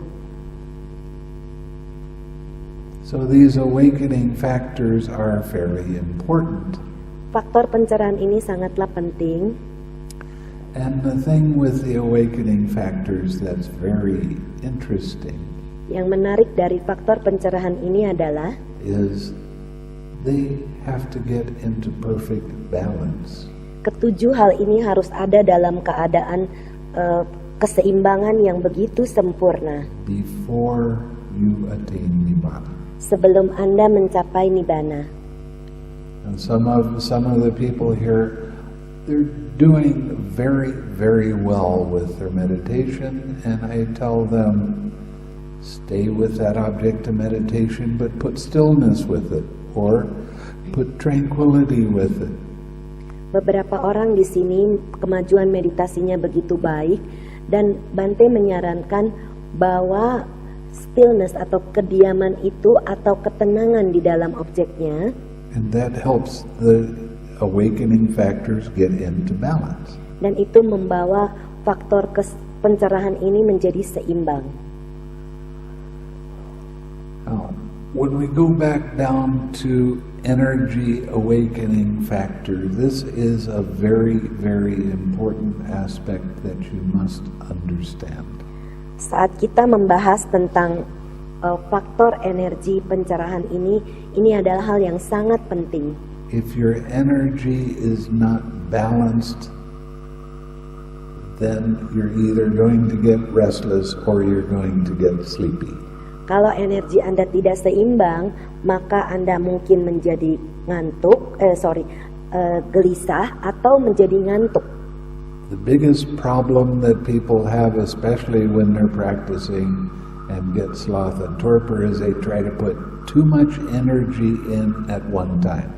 Yang menjadi masalah terbesar dari para meditator adalah kalau mereka mengalami rasa ngantuk dan lamban, biasanya mereka menambah energinya itu dengan banyak untuk satu masa. And that energy just dissipates very fast, and now you're back with the sloth and torpor. Dan kemudian energi itu akan menghilang dengan cepat sehingga Anda kembali lagi ngantuk dan lamban. You need to learn how to put little and a little bit more energy, not a lot. Anda harus belajar bagaimana menambah sedikit demi sedikit energi itu, jangan terlalu banyak. Okay? Or you need to take some energy away so that you're not so restless. Atau Anda mengurangi energi itu sedikit sehingga Anda tidak gelisah. But just tiny bits at one time. Hanya sedikit demi sedikit setiap kali. Now, the thing with your object of meditation, even from the very beginning of the meditation, Yang terjadi dengan objek meditasi Anda dari pertama is that it never stays the same. It's always going to be moving around. Sometimes the energy is not in balance and you start to feel a little sleepy, and you can add a little bit and then you don't have that. dan objek meditasi Anda akan berubah-berubah dan kadang-kadang ini bisa kita tambah, kadang-kadang bisa kita kurang.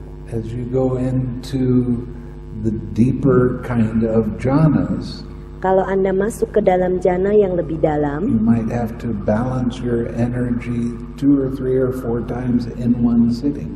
Anda mungkin harus memperbaiki energi Anda 3 atau 4 kali dalam satu kali meditasi duduk. Because the object of meditation doesn't always stay the same. Karena objek meditasinya tidak selalu sama. So you have to learn how to catch that balance so that you can stay with your object of meditation without a distraction. Jadi Anda harus memperhatikan bagaimana objek meditasi ini menjadi seimbang sehingga tidak banyak gangguan yang muncul. This gets incredibly interesting Dan ini menjadi sangat menarik. when you observe how little tiny bits of energy can affect your whole meditation. Karena kalau ada energi sedikit saja itu bisa mempengaruhi keseluruhan meditasi Anda. So you need to explore that. Anda harus belajar untuk mengeksplorasi itu. And that comes back to your investigation of experience. Dan itu kembali kepada investigasi pengalaman Anda. It actually is a lot of fun Sebetulnya itu sangat menyenangkan. because you really are learning how mind's attention works when you're paying attention like that. Karena Anda belajar untuk mengerti bagaimana perhatian pikiran ini berpindah kalau Anda memperhatikannya. So experiment a little bit with your energy. Jadi bereksperimenlah dengan energi Anda. And don't try to do everything at one time. Just a little tiny step at a time. Jangan menambah sesuatu atau mengurangi sesuatu dengan terlalu banyak untuk satu masa, hanya sedikit demi sedikit. What happens with sloth and torpor is that you kind of like it. Yang terjadi dengan rasa ngantuk dan lamban ini, sepertinya Anda suka, sepertinya ada sedikit rasa suka. So instead of investigating, what Bukan. you do is indulge. Yang bukannya Anda menginvestigasi, tapi biasanya menikmati di situ.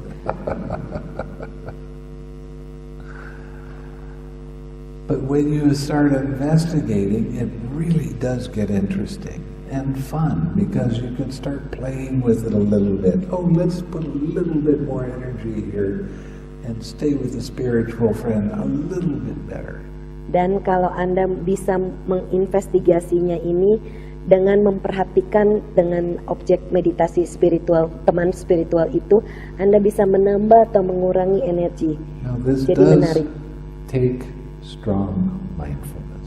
Dan ini butuh sati atau kewaspadaan yang kuat. And how do you get that mindfulness? Dan dari mana Anda mendapatkan sati itu?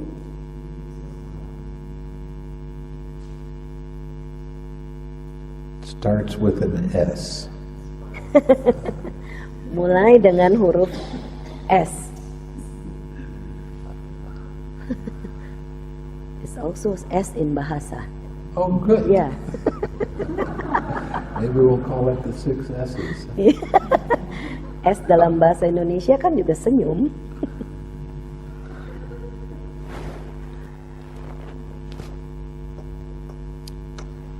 You see, I'm trying to show you every way to make your meditation easier.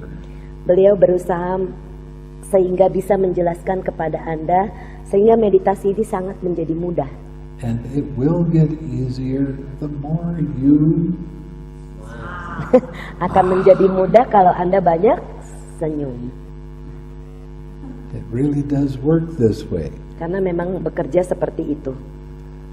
So, no more glum faces in the meditation hall, no more glum faces in the dining hall, please. Jadi Bante meminta tidak ada wajah asam atau asam gitu di dalam ruang meditasi ataupun di tempat makan. Okay, let's go to the conclusion. It's number 46. Number 46. 46. Okay.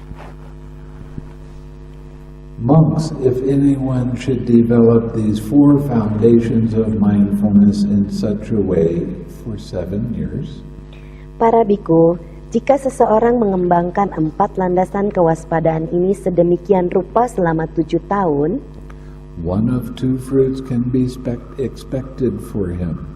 salah satu dari 2 buah ini dapat diharapkan baginya, Either final knowledge here and now, yaitu pengetahuan akhir di sini dan kini, that means arahatship, yaitu berarti dalam keadaan arahat, or if there's a trace of craving and clinging left, none return. atau jika masih ada kemelekatan dan tanha atau keinginan yang tersisa, maka tidak kembali lagi. Let alone 7 years, monks.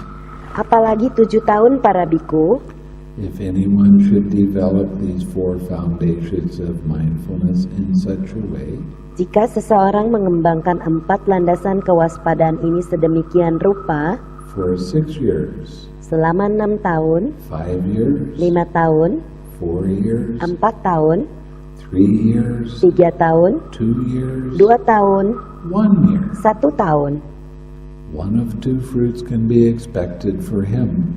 salah satu dari 2 buah ini dapat diharapkan baginya, Either final knowledge here and now, or if there's trace of craving and clinging left, none return. baik pengetahuan akhir di sini dan kini, atau jika masih ada keinginan dan kemelekatan yang tersisa yang tidak kembali lagi. Let alone 1 year. Apalagi 1 tahun, If anyone should develop these 4 foundations of mindfulness in such a way for 7 months, 6 Jika- months, 5, 4, 3, 2, 1 month, jika half a month, Jika seseorang mengembangkan 4 landasan kewaspadaan ini sedemikian rupa selama 7 bulan, 6, 5, 4, 3, 2, 1 bulan, selama setengah bulan, one of 2 fruits can be expected for him. salah satu dari 2 hasil ini dapat diharapkan baginya, Either final knowledge here and now, baik pengetahuan akhir di sini dan kini, or if there's a trace of craving and clinging left, none return. atau jika masih ada keinginan dan kemelekatan yang tersisa yang tidak kembali lagi. Now this is the part that I'm interested in. Ini berikutnya adalah bagian yang menarik untuk beliau. Let alone a half a month, monks.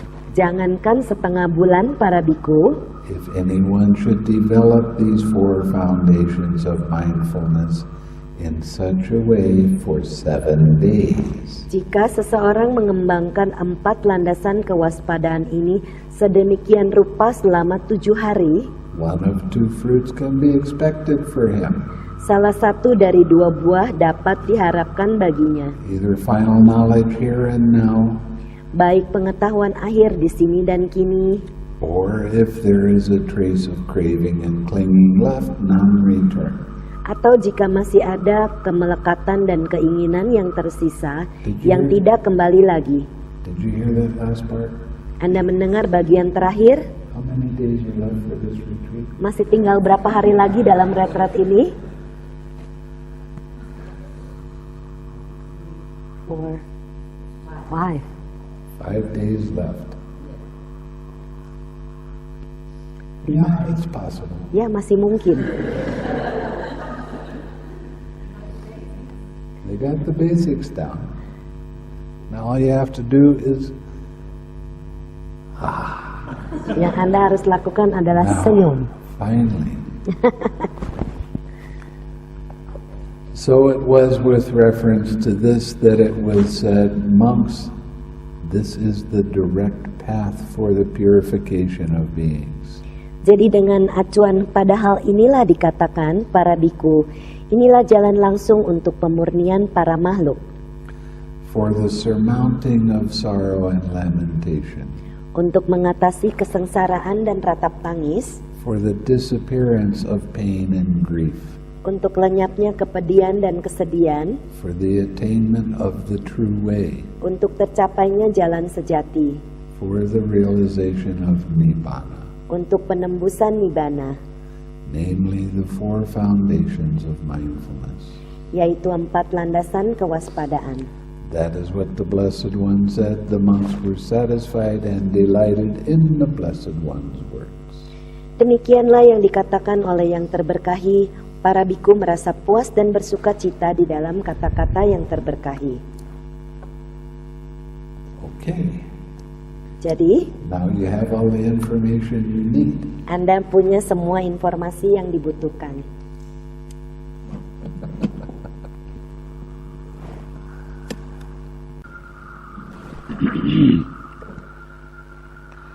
May suffering ones be suffering free, and the fear-struck fearless be.